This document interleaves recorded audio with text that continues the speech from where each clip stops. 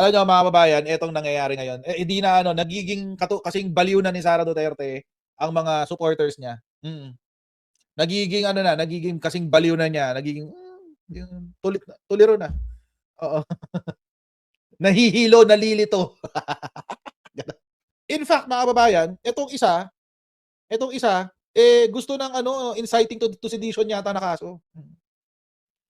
Gusto yatang masample ng inciting to sedition to, ito isang to eh. Oo, nababaliw na to si Harold Despicio, mga kababayan. Pakita ko sa inyo. Ayan, pare-pareho na kayong kurung-kurung. Pare-pareho na kayong kurung-kurung talaga, kayo dyan, mga DDS talaga. Pare-pareho na kayong kurung-kurung. Ayan o, sabi niya, handa ba kayo sa revolusyon? Sabi niya. Oh, Vice Mayor yan ng ano, Reyna Isabela. Handa raw siyang ibuwis ang kanyang buhay para kay BP Sara. Tanga lang. Ang tanga-tanga mo naman. Buwis buhay talaga. Oo, buwis buhay talaga. Gano'n kayo close? Ano may sinapupunan ka ba? Doon siya nanggaling sa'yo? Langya. Unhinged siya wala. O, pakita ko sa inyo kung gano'n siya unhinged. O gano'n siya kabaliw, mga kababayan. Gano'n siya ka-unhinged. O, papakita ko sa inyo. Ito yung speech niya kanina. Oo. Ay, ayan, papakita ko sa inyo. Yan. Tagal. Paano yan, mga kapatid? I-impeach na daw nila si VP Sara Duterte. Pabayag! Lakas mga Robby Diaz dun, Ang lakas mga Robby Diaz, ha? I-impeach na nila si Sara Duterte. Bukas.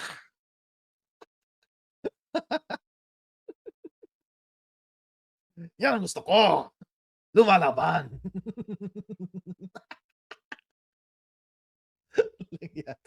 Robby Diaz ang mahal. Kontrabida ka talaga, promise. Oh, no joke. No joke. Si Robby Diaz ang mahal. Pero si Robby Diaz, magaling na aktor yun. Oo, sumalangit na ba. Magaling na artista yun. Oo, pero to, hindi na nga nag-artista, palyado pang abogado. Ano naman nangyari dito sa lokolokong to? Tuloy natin. Yun. Pero nagkakabayaran na sila sa house na yun eh. Robby Diaz ang mahal. Mga tanga talaga itong mga mokong na ito, na mga congressman. Oh, sige. Bakit? Alam naman nila na kapag natuloy yung impeachment trial at bago magtapos yung impeachment trial, by legal strategy, pwedeng mag-resign si VP Sara Duterte. Okay. At yung impeachment proceedings magiging factus officio. It will have lost its purpose. At titigil na siya. At pwede na siyang tumakbo bilang presidente sa 2028! Sabi ni Lee Jung, bigyan ng straight jacket yan. Totoo naman. Bigyan ng straight jacket yan. Oo.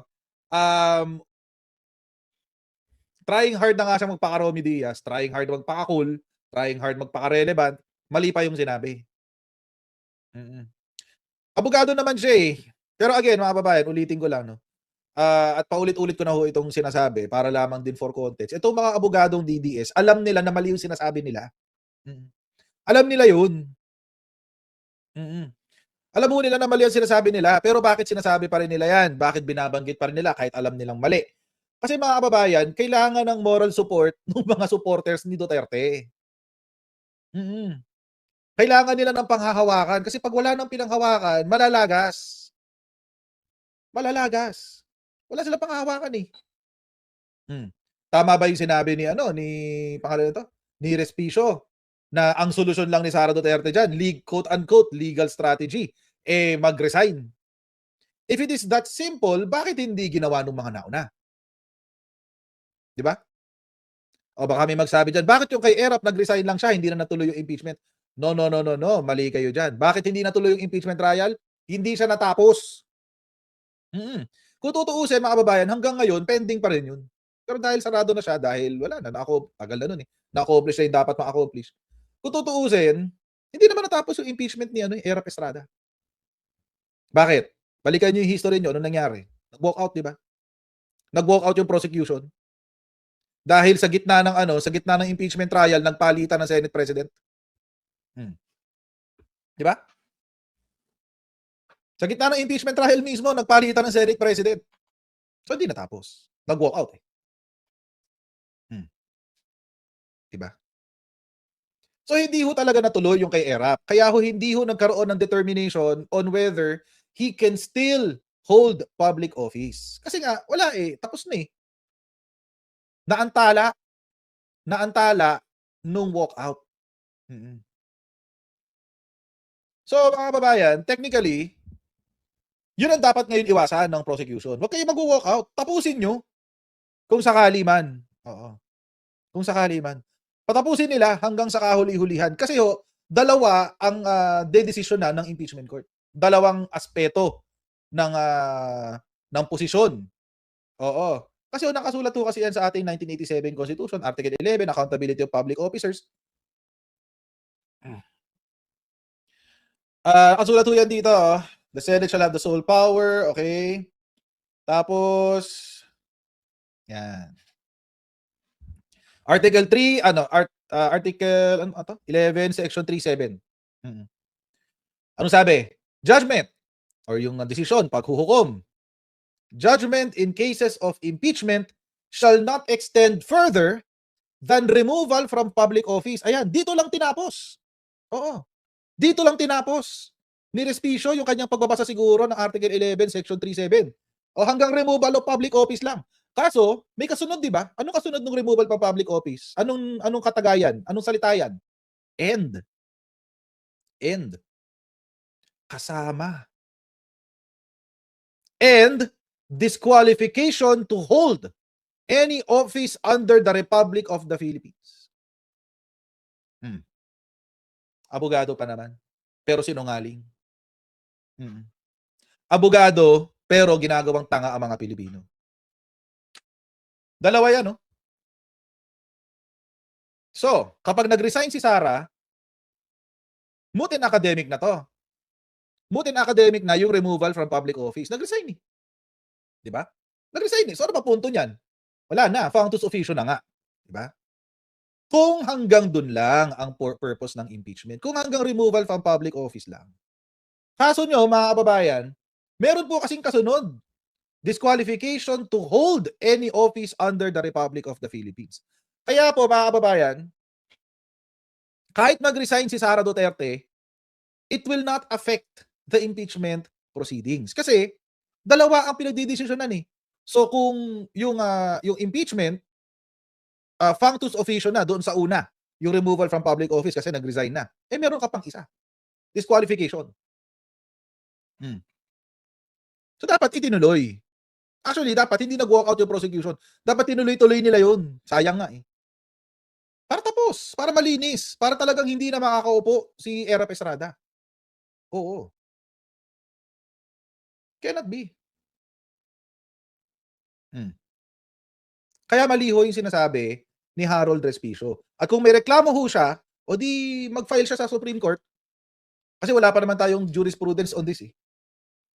Pagdating sa decision. Well, ang problema din dyan, mga kababayan, ang decision ng impeachment court is not appealable to the Supreme Court. Hindi siya pwedeng i-appeal. Bakit? Kasi it is a sui generis proceeding. Sui generis, it is not a question of law.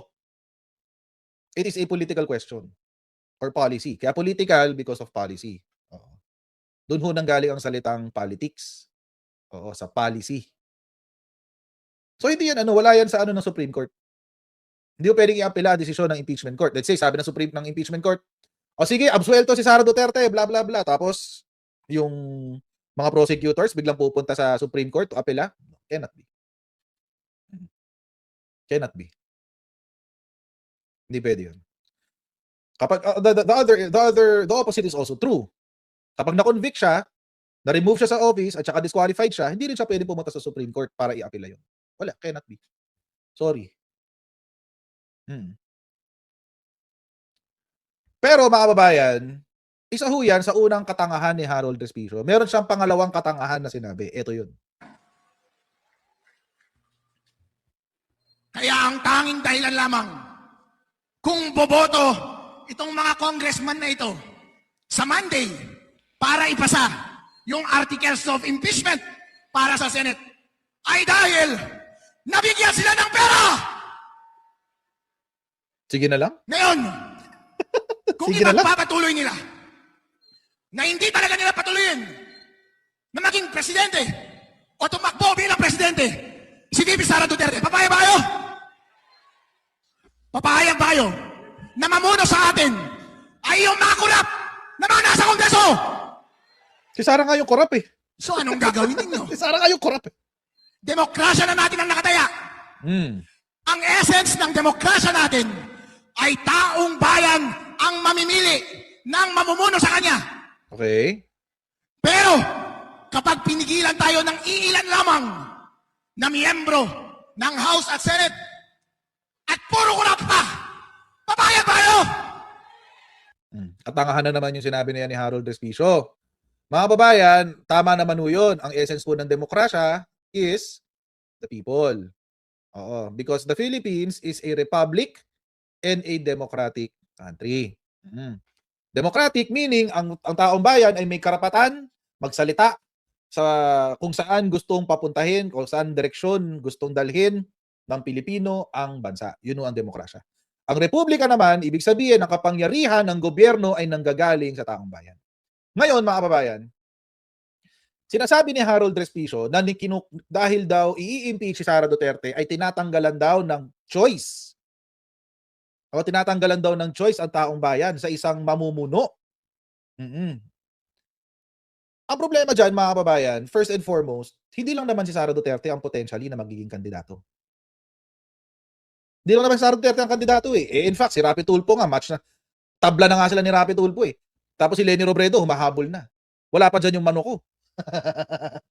Wala pa dyan yung Manuko. Oo, si Secretary Gibo. Paano pag nandiyan pa si Secretary Gibo? O di lalo nang nalagasan doon si Sara Duterte. Kasi magkakaroon ka ng viable na mas mahusay. So mga kababayan, yung impeachment po, ito yung mali eh. Ito yung kasinungalingan na sinasabi ni Respicio eh. Ginagawa niya yung impeachment na parang it's an affront to democracy. Parang ito pagkitil sa demokrasya ng Pilipinas. No. He cannot be more wrong, mga kababayan. Bakit? Because the impeachment proceeding is precisely a democratic proceeding. Dahil dito makikita mo ang mga members of Congress who are representatives of their own legislative districts voting to remove a person that should not be there because of 6 things: betrayal of public trust, high crimes, treason, di ba? Bribery, graft and corruption. Yung impeachment, mga kababayan, is precisely a democratic measure. Imagine, mga kababayan, bago ka makapagtanggal ng isang opisyal, kailangan dumaan sa napakahabang proseso ng due process. Hindi naman demokrasya yun. Ang diktadorya ay yung ginawa ni Rodrigo Duterte na nagtanim siya ng kaso laban kay Laila de Lima. Yun ang diktadorya. Yun ang pagkitil sa demokrasya. Yung, ayan. Kaya buti minention ni Ken Reyes.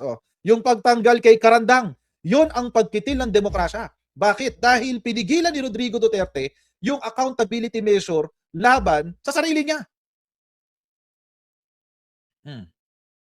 Kaya ito si Perwisyo,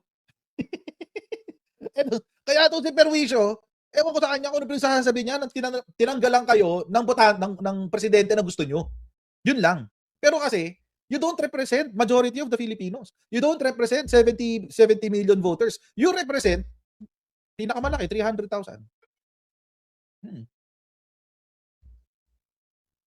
Yun ang pinakamalaki, 300,000. O 300,000 people. At kapag si Sara Duterte ay na-impeach, hindi yun pagtanggal lamang, hindi yun pagtanggal ng demokrasya. It is an exercise of political accountability. It is an accountability measure to make sure na yung mga nakaupo dyan sa pinakamataas na posisyon ng bansa ay hindi umaabuso sa kanilang kawalangyaan. Tulad ng ginawa ni Sara Duterte at ni Rodrigo Duterte, umabuso sila sa posisyon nila. So, ano na lang ang solusyon na iisip nito ni Respicio? Pakinggan yung solusyon niya. Ano ang solusyon? Willing ba kayong ibuwis ang inyong buhay para kay VP Sara Duterte? Bulol! Dahil ako, willing akong ibiwis ang aking buhay. Gusto ko ang marinig ang sagot sa inyo. Nandamay ka pa, hayop ka? Handa ba kayo sa isang revolusyon?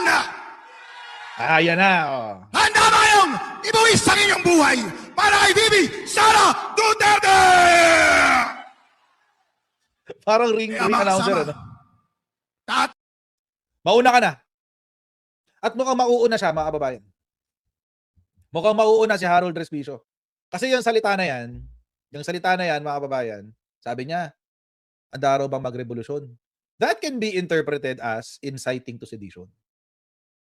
Mukhang mauuna ka, Harold Respicio. Panindigan mo yan, ha? Huwag kang iiyak kapag inaresto ka ng NBI.